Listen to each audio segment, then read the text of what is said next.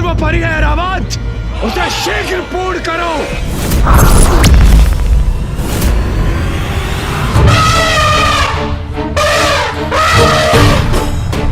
देवराज का इतना दुस्साहस!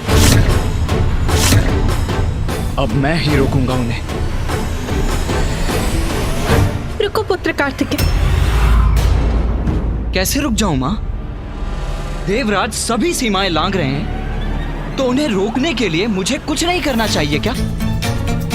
पुत्र, ये इंद्रदेव की परीक्षा है, इसमें तुम्हारा हस्तक्षेप करना उचित नहीं।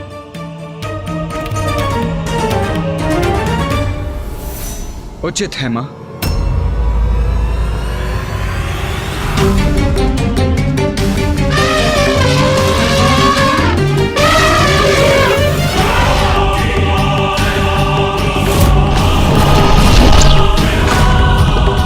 अब इंद्रदेव की दृष्टता अपराध में परिवर्तित होने वाली है। अब बात बहुत आगे बढ़ रही है।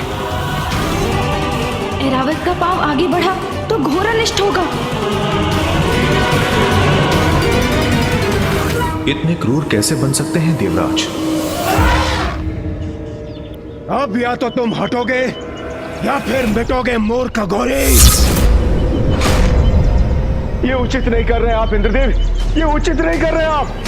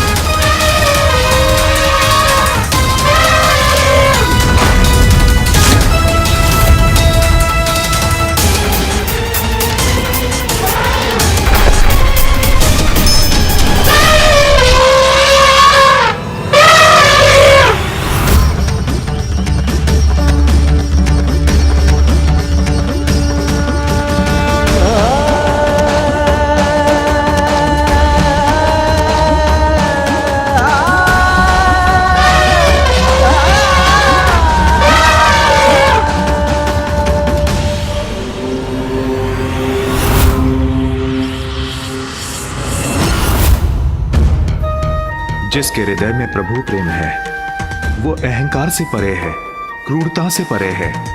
ऐरावत ऐसे ही भक्त हैं। धन्य है ऐरावत।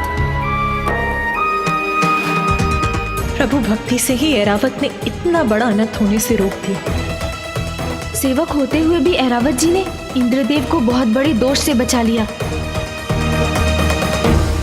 सब कुशल है, यथावत है। धन्यवाद प्रभु का, जो उन्होंने इस घोर अनिष्ट को रोक दिया। किंतु इंद्रदेव को भी शांत होना चाहिए।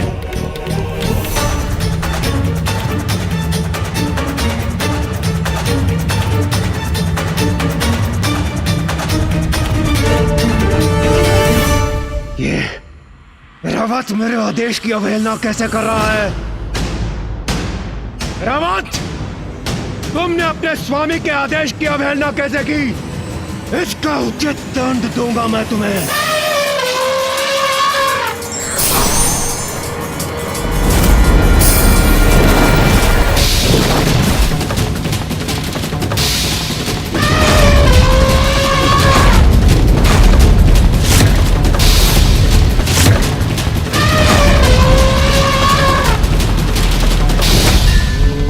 निर्बल और निर्दोष जीव जंतुओं पर आघात अत्याचार होता है, और अत्याचार शक्ति का नहीं, दुर्बलता और व्यक्ति के अंतर की रिक्तता का परिचय देता है।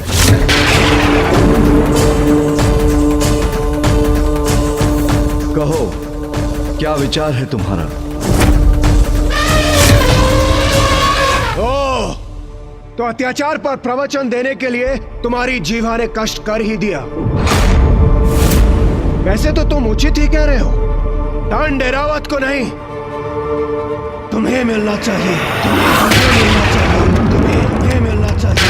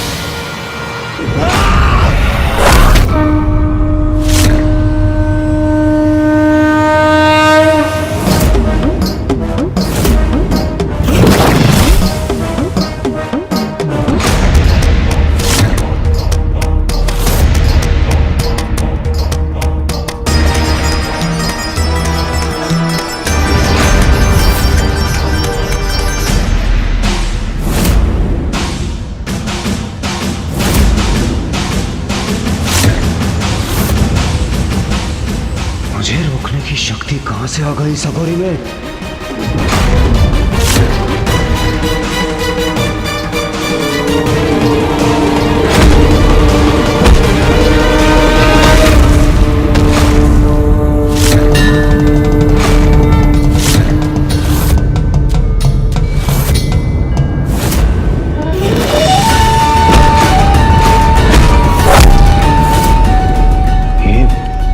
ये क्या हुआ? मेरा दंड कैसे पकड़ लिया इसने? मुझे पीछे हटने पर विवश कैसे कर दिया? असंभव।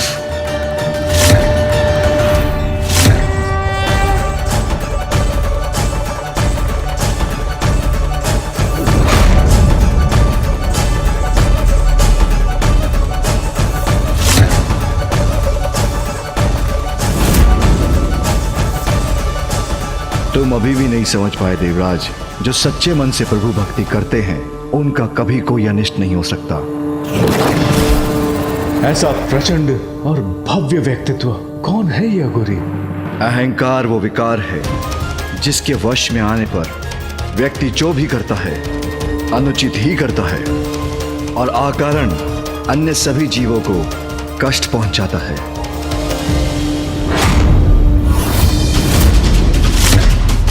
देवराज इंद्र हूं मैं, प्रवचन कदापि नहीं सुनूंगा। और तुम जैसे अघोरियों का भाषण तो कदापि नहीं, कदापि नहीं, कदापि नहीं।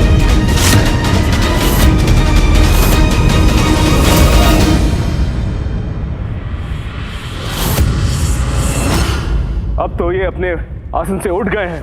आइए हम भी जरा हटकर आगे चलते हैं। ए अघोरी, हटो एक और। कैसा हटे इंद्रदेव? हम उनसे हटकर जा सकते हैं। आइए आइए चलिए। नहीं देवगुरु, एक अघोरी के लिए देवराज अपना मार्ग परिवर्तन कर ले, ये उचित नहीं है। देवराज जब अपने मार्ग पर अग्रसर होता है तो अन्य को अपने मार्ग से हटना पड़ता है। देवराज इंद्र को नहीं। सेवा के लिए होता है देवराज का पद। तुम्हारे मार्ग से सभी का हटना तुम्हारा सम्मान नहीं, अपितु अहंकार मात्र भय है। और अहंकार से भला कोई किसी का सम्मान कहां पा सकता? बस!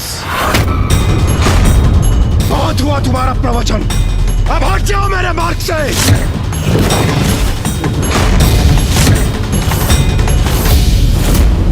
तुम्हें देखकर तो ये इच्छा हो रही है कि अपने मुष्टि प्रहार से मैं तुम्हारे इस गर्व भरे मुख पर वार करूं और हटा दूं तुम्हें अपने मार्ग से।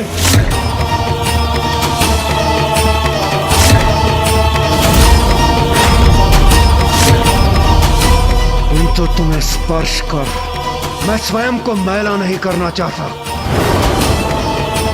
तुम्हारे स्वामी महादेव से मिलने जा रहा हूं मैं।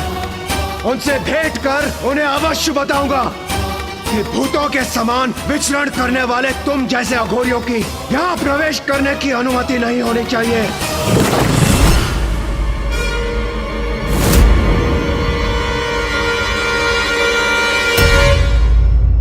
तुम्हें तो धक्के मार मार कर वहीं भेज देना चाहिए जो तुम्हारा स्थान है। शमशान, शमशान, शमशान।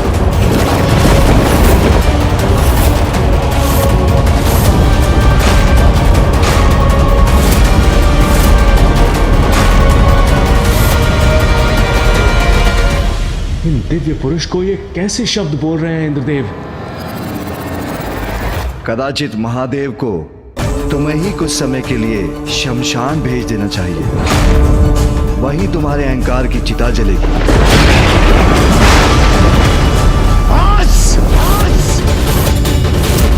अब तुम्हारे दुर्वचन नहीं सहूंगा मैं।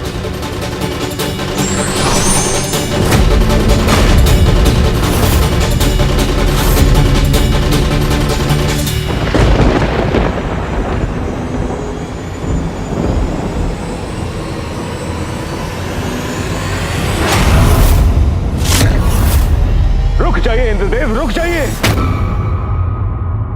अब मुझे कोई नहीं रोक सकता। नहीं रोक सकता कोई। दुष्ट अघोरी, तुम्हें अपने मार्ग से हटने के पर्याप्त अवसर दिए मैंने, किंतु अब और नहीं। ये वृष्टि का देवता देवराज इंद्र तुम्हें अतिवृष्टि का बवंडर दिखाएगा।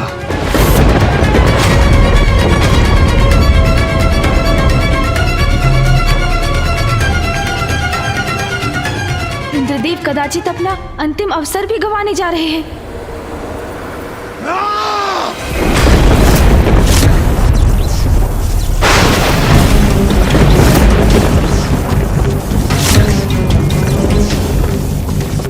अब इंद्रदेव को अपना वास्तविक परिचय देना ही होगा मुझे।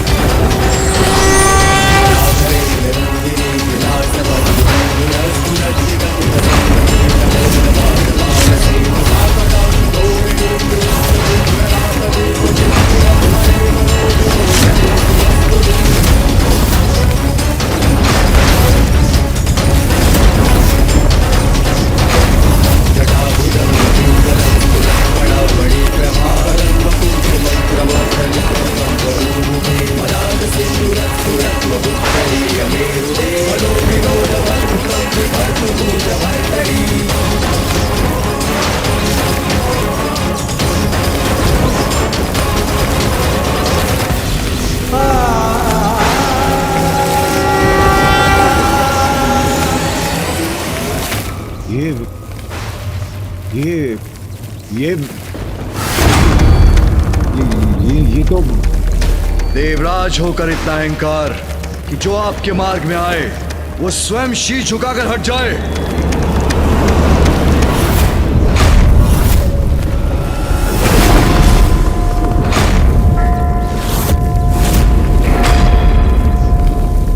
देवराज,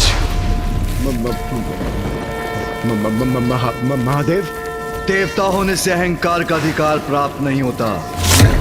अभी तो देवताओं का मूल कर्तव्य है दूसरों के प्रति सहानुभूति और सभी जीवों के प्रति सेवा।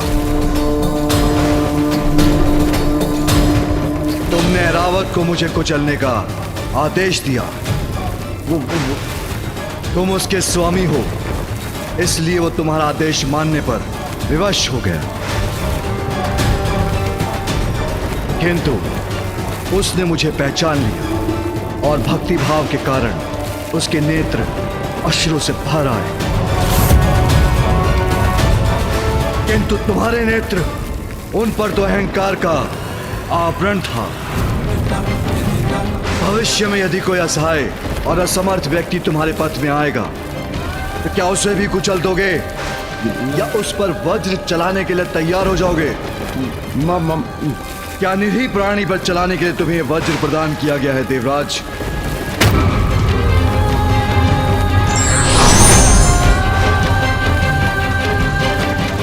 नहीं, तुम्हारे जैसे अहंकारी का देवराज के पद पर स्थापित होना उचित नहीं। संसार को तुम्हारे जैसे देवराज की आवश्यकता नहीं।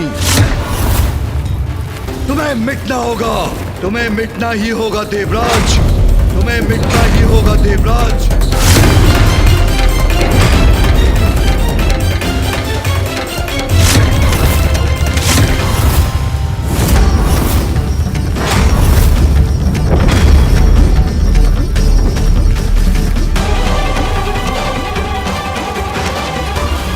कैसा अनर्थ हो जा रहा है? महादेव, क्षमा महादेव, क्षमा।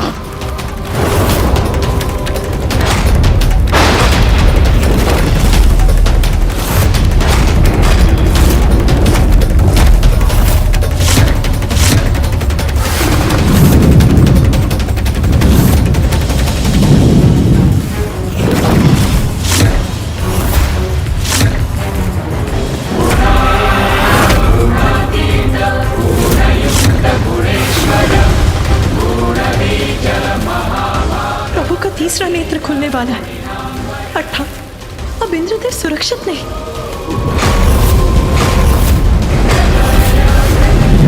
इंद्रदेव ने कैसे संकट को निमंत्रण दे डाला?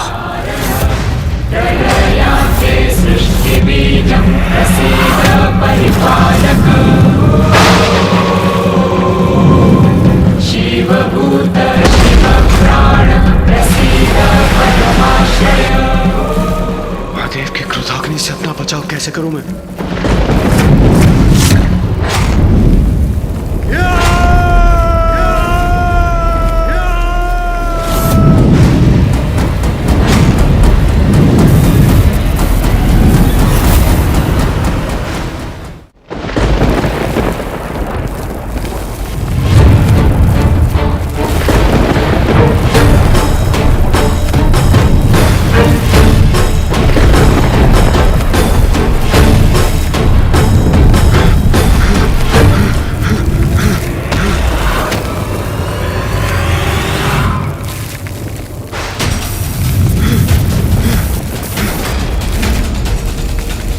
कदाचित इसी बात का भय था।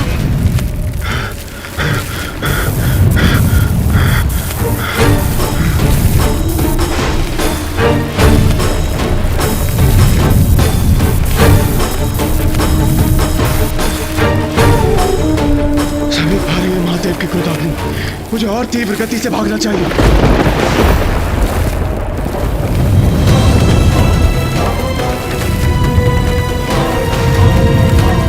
अहंकार में मैं ये क्या कर बैठा? अब तो प्रथम पूज्य विघ्नहर्ता गणेश जी मेरी रक्षा कर सकते हैं। प्रथम पूज्य गणेश जी मेरी रक्षा कीजिए, मुझे महादेव के क्रोध से बचा लीजिए।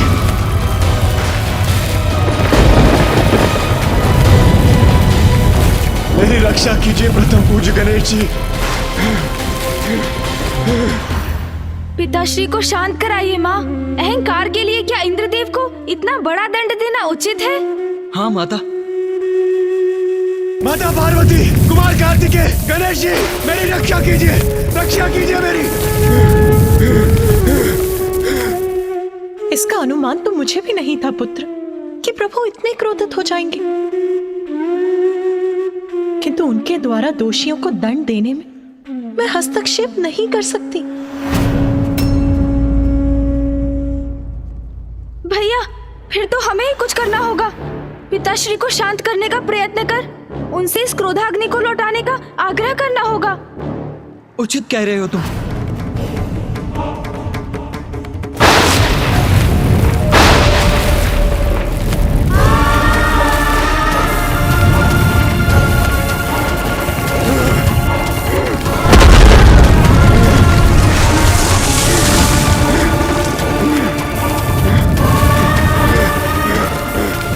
महादेव की क्रोधाग्नि तो मेरी ओर बढ़ी आ रही है। मैं तनिक भी विश्राम नहीं कर सकता।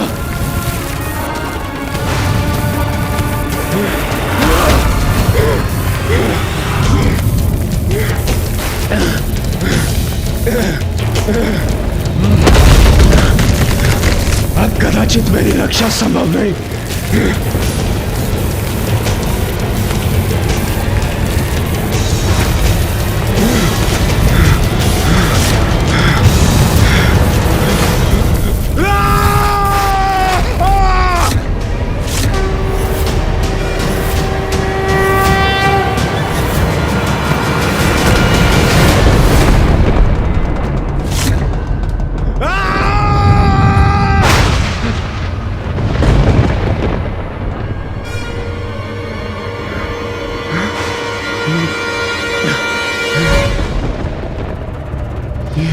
ये क्या मेरे प्राण पखेरु उड़ रहे हैं? क्या मेरा अंत हो चुका है? अभी तक तो नहीं इंद्रदेव। मेरा अंत नहीं हुआ? यदि मेरा अंत नहीं हुआ तो क्या हुआ है मेरे साथ? और महादेव की क्रोधाग्नि, उससे मेरी रक्षा किसने की?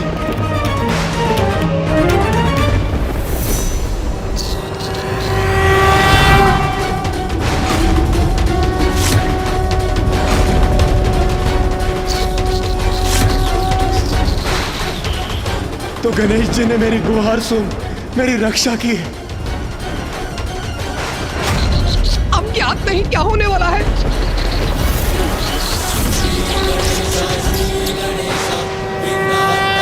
गणेश जी, मेरे प्राणों की रक्षा करने के लिए कोटि कोटि धन्यवाद। मैं क्षमा प्रार्थी हूँ प्रभु। इंद्रदेव, अभी धन्यवाद का समय नहीं आया, क्योंकि अभी तक आप सुरक्षित नहीं हैं। ये आप क्या कह रहे हैं गणेश जी? ये आप क्या कह रहे हैं?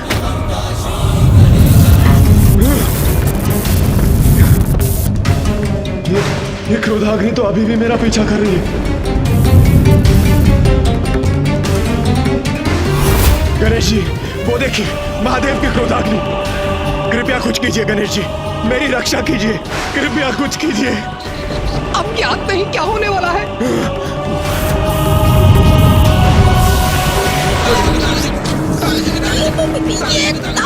प्रभु, कहीं महादेव की क्रोधाग्नि मुझे ही ना भस्म कर दे। मेरी रक्षा कीजिए प्रभु, रक्षा कीजिए। गणेश जी मेरी रक्षा कीजिए, कुछ कीजिए प्रभु, प्रभु कुछ कीजिए। धैर्य रखिए देवराज, यथासंभव जो हुआ वो मैं करूंगा ही।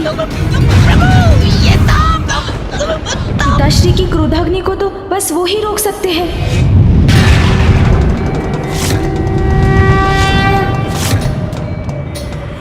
पिताश्री,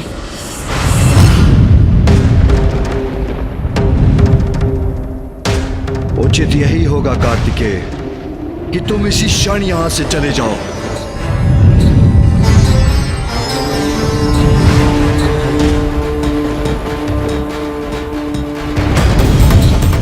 पिताजी का ये भीषण क्रोध तो अनर्थकारी हो सकता है। शांत हो जाइए पिताश्री, कृपा कीजिए, मेरी गुहार स्वीकार कीजिए पिताश्री।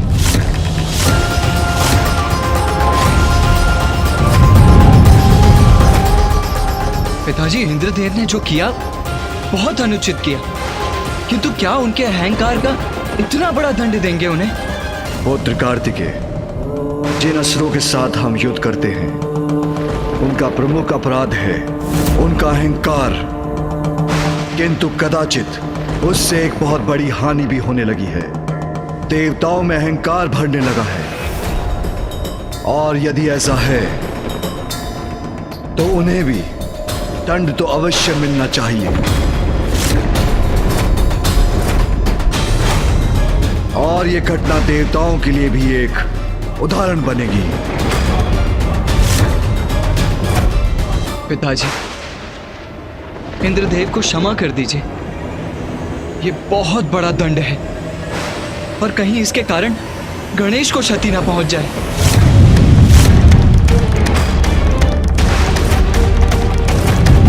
पिताजी तो शांत ही नहीं हो रहे हैं।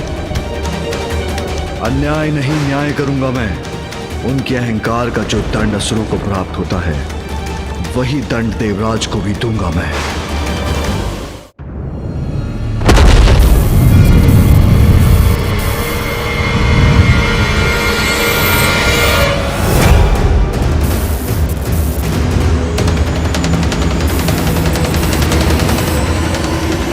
आज तो अंत निश्चित है। इस प्रकार तो मूषक जी पर आरूढ़ होकर हम पिताश्री की क्रोधाग्नि को पीछे नहीं छोड़ सकेंगे। मुझे इंद्रदेव को अधिक से अधिक समय तक सुरक्षित रखने का कोई और उपाय करना होगा। प्रभु बताइए आप। इंद्रदेव, मुझे पकड़ कर रखिएगा। मूषक जी, मैं जो कहूँ वो करते जाइए आप। उचित है प्रभु। नीचे बढ़िए मूषक जी। जी प्रभु। परंतु प्रभु, हम इससे कब तक रक्षित रहेंगे?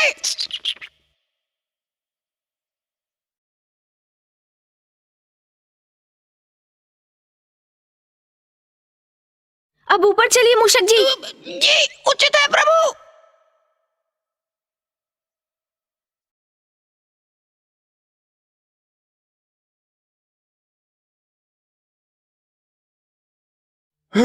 गणेश जी, महादेव की क्रोधाग्नि तो अभी भी मेरा पीछा कर रही है।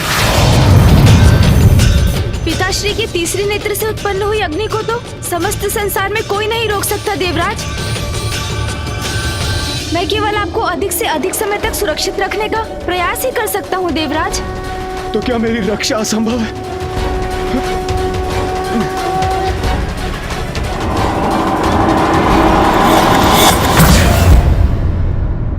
महादेव, देवराज का आचरण उचित नहीं था। किंतु उनकी ओर से मैं क्षमा याचना करता हूँ। कृपा कीजिए प्रभु, शांत हो जाइए। पिताश्री, यदि आप शांत नहीं हुए तो घोर अनिष्ट हो जाएगा।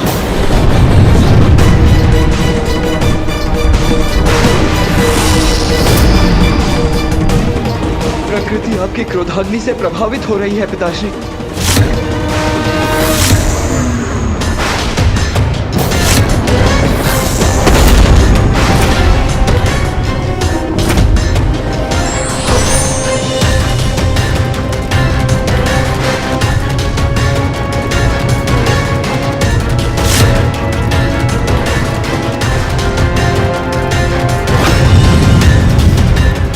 महादेव, मैं विश्वास दिलाता हूँ देवराज इंद्र उचित पाठ सीख चुके हैं।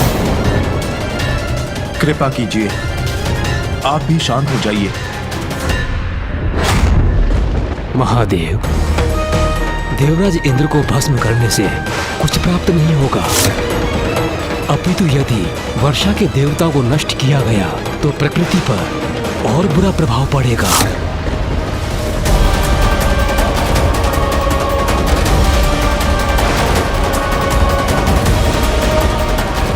क्या करूं मैं? पिताजी इतने क्रोध में हैं कि वो किसी का सुझाव नहीं मान रहे। कौन है जो उनके इस क्रोध को शांत कर सकता है? माँ, अब आपको ही हस्तक्षेप करना होगा, आपको ही शांत कराना होगा पिताश्री को। पुत्र, मैं कदाचित तुम्हारे पिताश्री के कार्य में हस्तक्षेप करने में असमर्थ हूँ। इसमें केवल देवराज की सुरक्षा निहित नहीं है माँ। गणेश और मूषक जी भी इंद्रदेव को सुरक्षित रखने का प्रयास कर रहे हैं, अर्थात वो भी संकट में है माँ।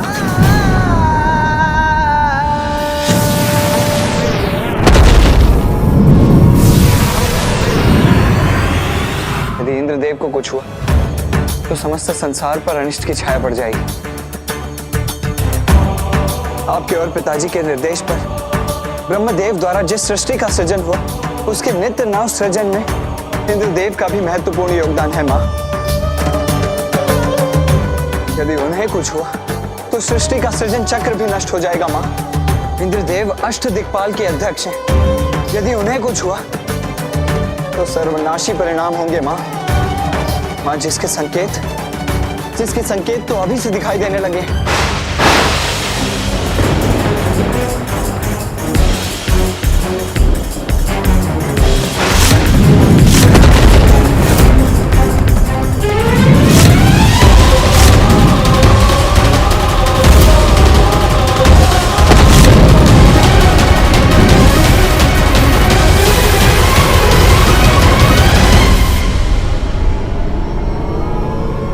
मैं विनती करता हूँ माँ, पिताजी को मना लीजिए।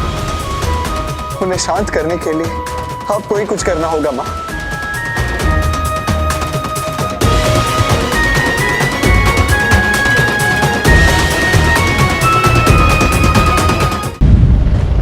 प्रभु, मुझे क्षमा कर दीजिए प्रभु, मुझसे बहुत बड़ी भूल हुई है प्रभु।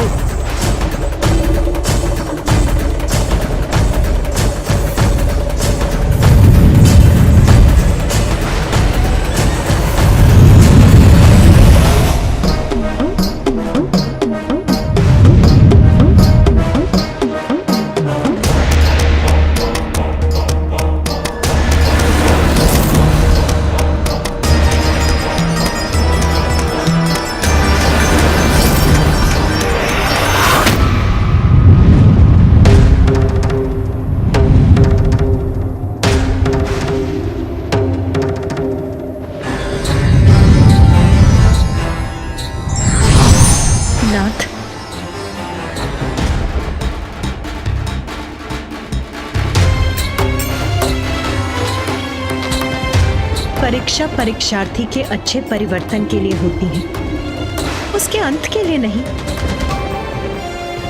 मैं आपसे विनती करती हूँ नाथ, इंद्रदेव अपनी भूल स्वीकार कर चुके हैं, अब आप भी शांत हो जाइए।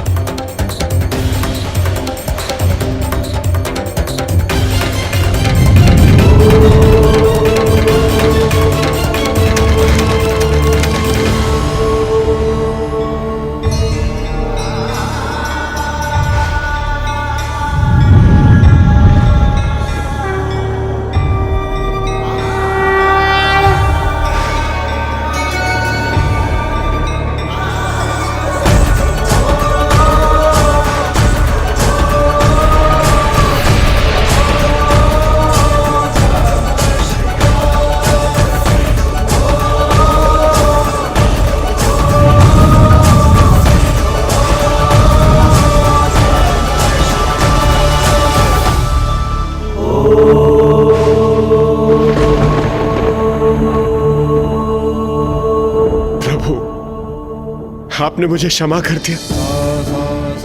मैं सुरक्षित हूं प्रभु। आपको कोटि कोटि नमन करता हूं प्रभु। आपका कोटि कोटि धन्यवाद। मैं वचन देता हूं प्रभु, मैं आपको कभी भी निराश नहीं करूंगा।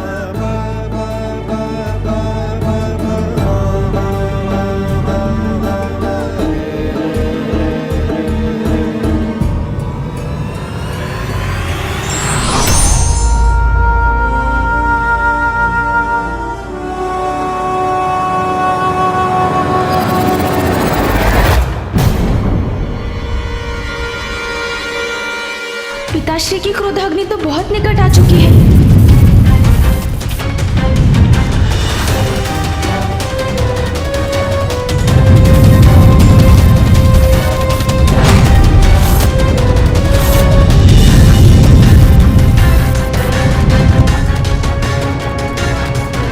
महादेव की क्रोधाग्नि? महादेव की क्रोधाग्नि तो अभी भी इंद्रदेव पर लक्षित है।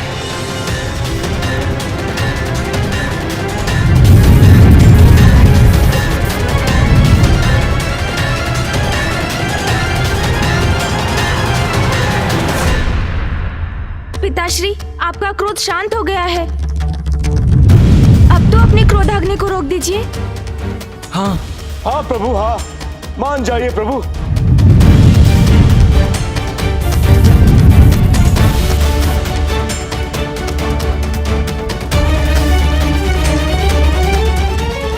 मेरे तीसरे नेत्र से उत्पन्न क्रोधाग्नि लौटाई नहीं जा सकती।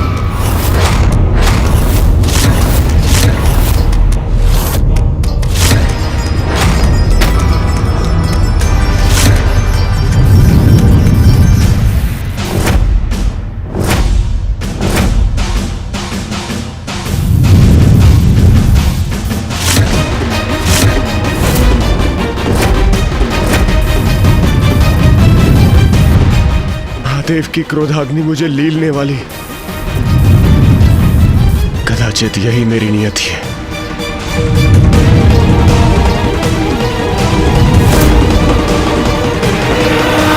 पिताजी,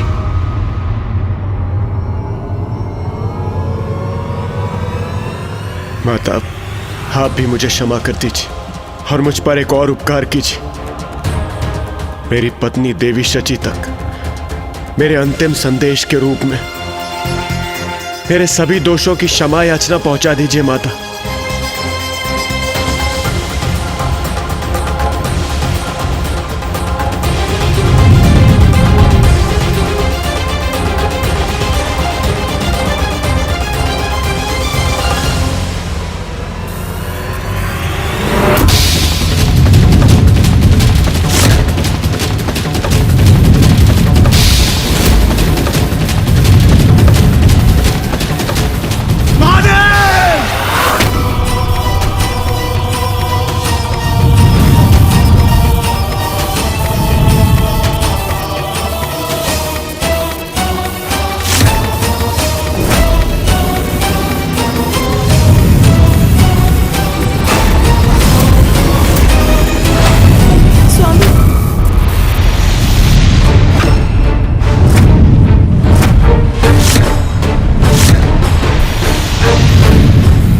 क्षण शेष है देवराज इंद्र के पास।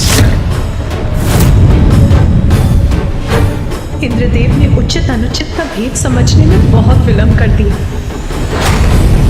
पिताश्री की क्रोधाग्नि की शक्ति को अब लौटाया नहीं जा सकता, तो अब क्या उपाय है इंद्रदेव की रक्षा का?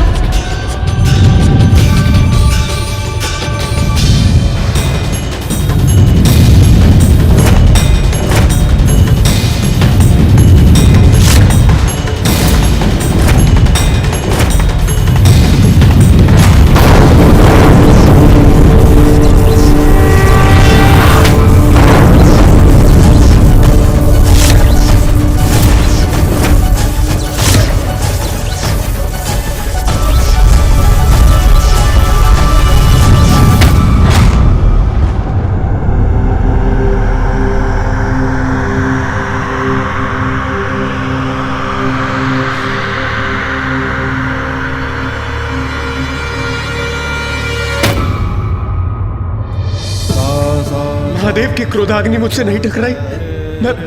मैं सुरक्षित हूं।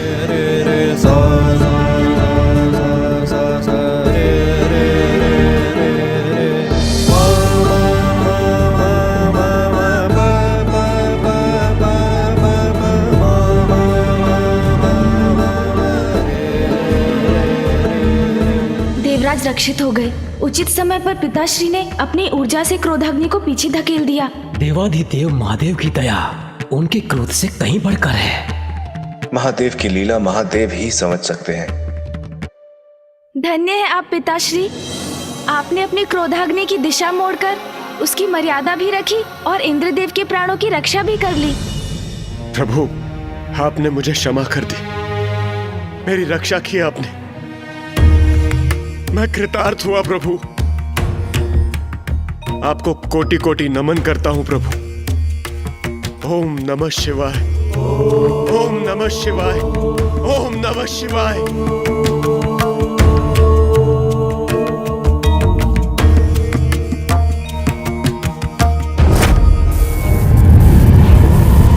किंतु पिताश्री, आपकी क्रोधाग्नि ऐसे तो शांत नहीं हो सकती।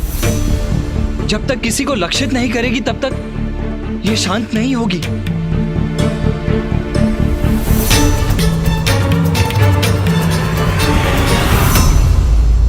चिंता मत करो पुत्र कार्तिकेय, मेरी क्रोधाग्नि किसी का जीवन नष्ट नहीं करेगी, क्योंकि मैंने उसका मार्ग सागर की ओर मोड़ दिया है।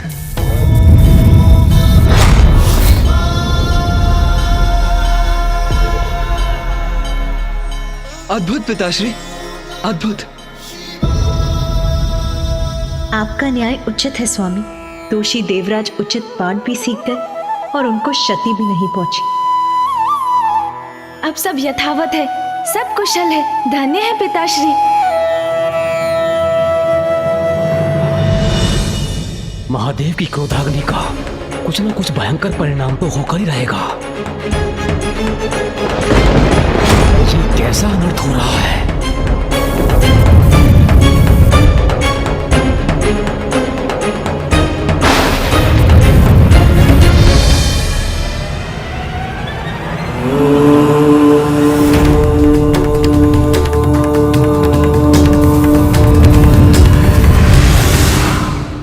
मेरी क्रोधाग्नि अब सागर में विलीन हो गई है। ये शुभता के लक्षण नहीं है। इस सृष्टि पर अवश्य ही कोई नया संकट लेकर आएगा। हर हर महादेव, हर हर महादेव, महादेव की जय हो, महादेव की जय हो, महादेव की जय हो, महादेव की जय हो।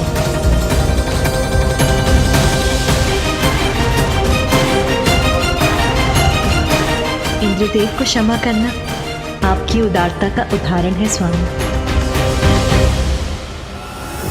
ये महादेव ने क्या कर दिया? उनकी क्रोधाग्नि जल से शांत नहीं होगी। अभी तो मुझे शंका है कि जल और अग्नि दो विपरीत तत्व एक साथ आएंगे तो कोई ना कोई विचित्र अप्राकृतिक संकट जन्म लेगा। मुझे महादेव को अभी सचेत करना होगा। महादेव तो निश्चिंत होकर कैलाश लौट रहे हैं।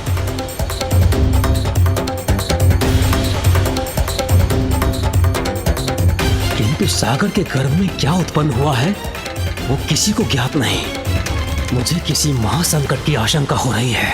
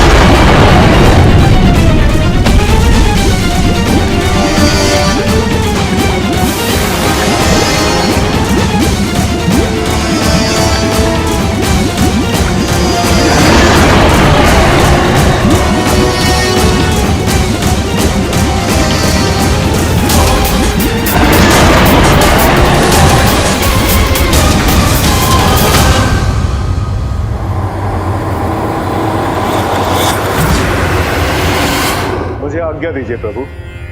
देवी सची ने मुझे इंद्रदेव को सुरक्षित रखने के लिए उनके साथ भेजा था, और अब वो कुशल है तो मुझे प्रस्थान करना चाहिए।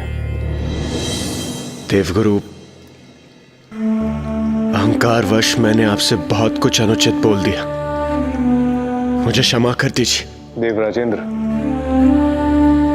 महादेव की कृपा से अब सब कुशल है।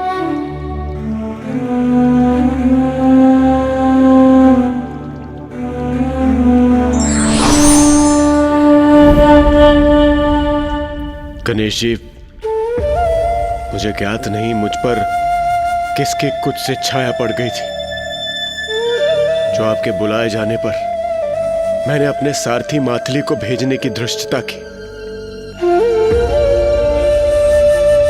मुझे क्षमा कर दीजिए प्रभु, क्षमा कर दीजिए मुझे। इंद्रदेव, मैंने तो आपको एक अत्यंत आवश्यक विषय पर चर्चा के लिए बुलाया था। यदि मैं प्रतीक्षा कर सकता था तो अवश्य करता। प्रभु, मैं लज्जित हूं, क्षमा प्रार्थी हूं प्रभु। किंतु आपने मुझे यहाँ बुलाया क्यों था? देवराज, ऋषि अंगिरस कैलाश आए थे, किंतु तब पिताश्री ध्यान में थे। ऋषि अंगिरस? वो अत्यंत क्रोधित थे। उन्होंने बताया कि बिना वर्षा के दक्षिण में प्रजा अकाल से कैसे त्राही त्राही कर रही है।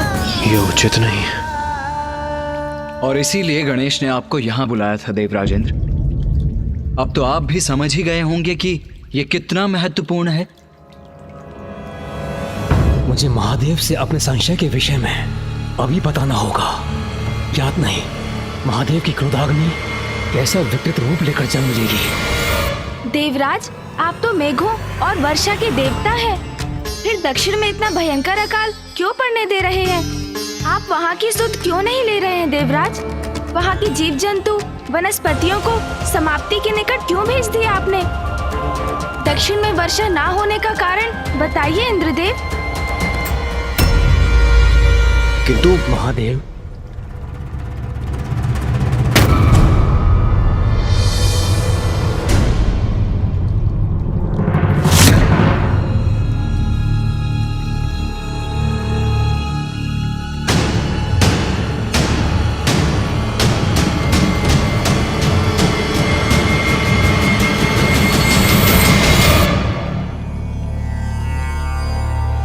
महादेव, ये बहुत बड़ी चिंता का विषय है, हमें अभी चर्चा करनी होगी। अवश्य ब्रह्मदेव। गणेश भी उसी चिंता का समाधान ढूंढने का प्रयत्न कर रहा है। गणेश भी समाधान ढूंढ रहे हैं, अर्थात उन्हें भी सागर में उपस्थित संकट का आभास है। हाँ फूफा जी, मैं इंद्रदेव से अभी दक्षिण के अकाल की चिंता पर ही विचार कर रहा था। दक्षिण में अकाल? आप भी विराजिए फूफा जी। कदाचित ये उचित समय नहीं होगा उस प्रसंग के विषय में वार्ता करना। मुझे इसके लिए प्रतीक्षा करनी होगी।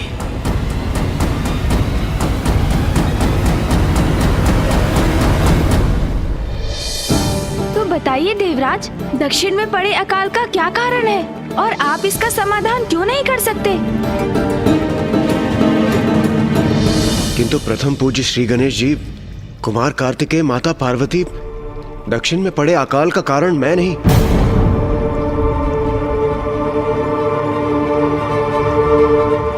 ऋषि अगस्त्य है।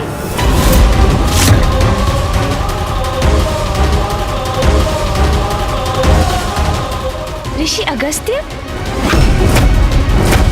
ये ऋषि अगस्त्य कौन है? ये ऋषि अगस्त्य कौन है?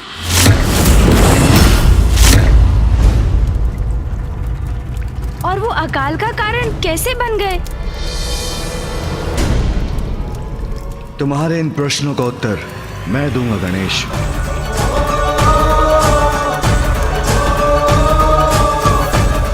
ऋषि अगस्त्य और ऋषि वशिष्ठ दोनों भाई हैं। दोनों का जन्म वरुण देव के अंश से एक कुंभ के द्वारा हुआ, और अब ऋषि अगस्त्य ने दक्षिण की नदी कावेरी को अपने कमंडल में रख लिया। उन्होंने नदी को कमंडल में रख लिया? यदि ऐसा है तो मुझे जाने की अनुमति दीजिए पिताश्री, जिससे मैं उस नदी को उनके कमंडल से मुक्त करा सकूं। ऋषि अगस्त्य, ऐसा नहीं होने देंगे गणेश। किंतु क्यों पिताश्री?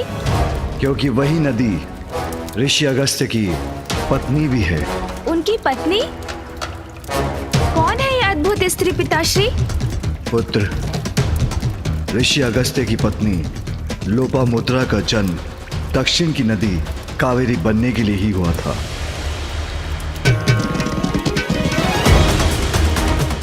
किंतु लोपामुद्रा की नदी होने के बाद ऋषि अगस्त्य ने उन्हें अपने कमंडल में स्थित कर लिया और स्वयं ध्यान मग्न हो गए,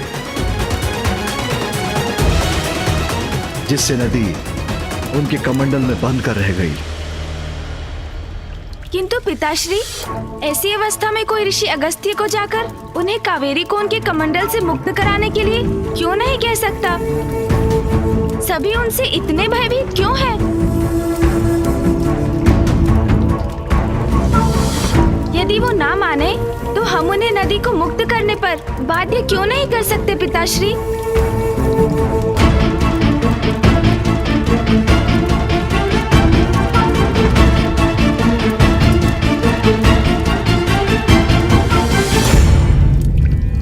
क्योंकि गणेश, ऋषि अगस्त्य की महिमा हम सभी देवताओं से भी कहीं अधिक है। किंतु भैया, वो आपसे अर्थात देव सेनापति कुमार कार्तिकेय से अधिक महिमामयी तो नहीं हो सकते। मुझसे कहीं अधिक महान है, गुरु है मेरे।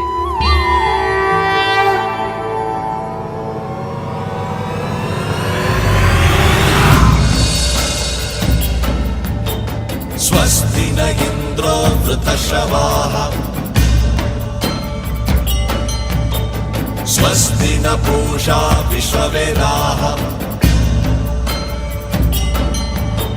स्वस्ति नस्तारक्षो अरिष्टनेमि स्वस्ति नो बृहस्पतिर्दधातु मानस्तोके धनयमान आयुष्मानो। तपोबल के ही धनी नहीं, ऋषि अगस्त्य तो युद्ध कला के भी बहुत बड़े ज्ञानी हैं। मानो वीरानुद्रभामिनो बधिरः विश्वमन्तसस्मित्वा हवामहे।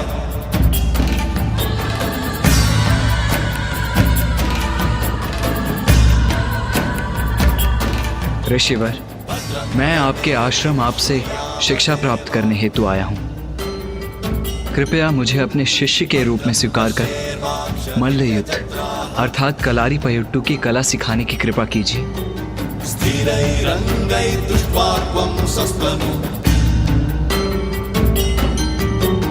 दिव्यक्षेमहि देवहितं यदायुः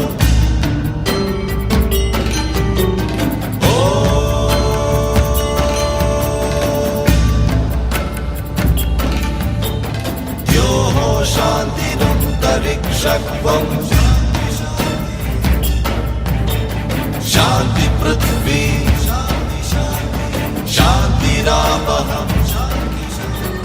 शांति शांति शांति शांति। कुमार कार्तिकेय, तुम्हारा प्रशिक्षण कल भोर में प्रारंभ होगा।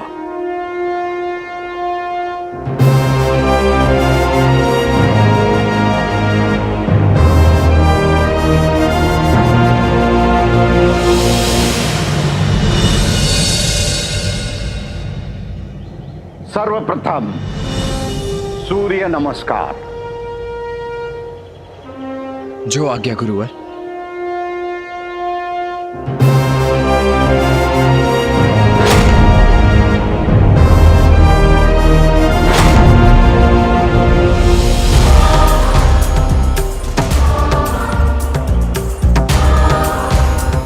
युद्ध में एकाग्रता और तत्परता दोनों ही आवश्यक हैं।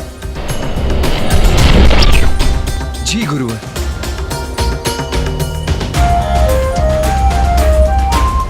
विरोधी की प्रत्येक क्रिया की सूक्ष्मता का सूक्ष्मता से ही अवलोकन करना चाहिए, अन्यथा चूक हो सकती है। अवश्य गुरुवर। क्रिया को पुनः दोहराने से अभ्यास होता है, इसलिए पुनः करिए। जी गुरुवर।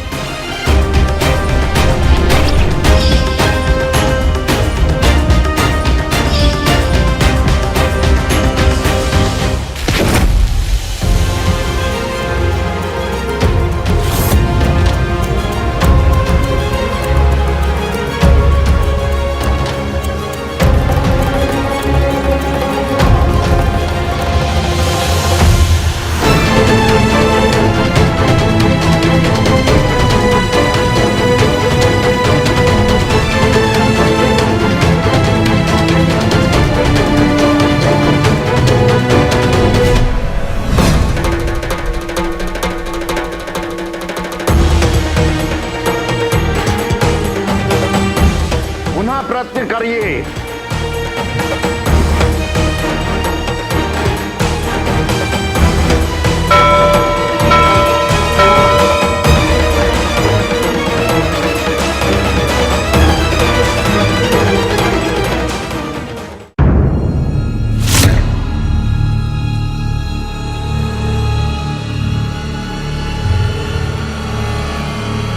कुमार कार्तिकेय, अपना लक्ष्य मुझे बनाओ।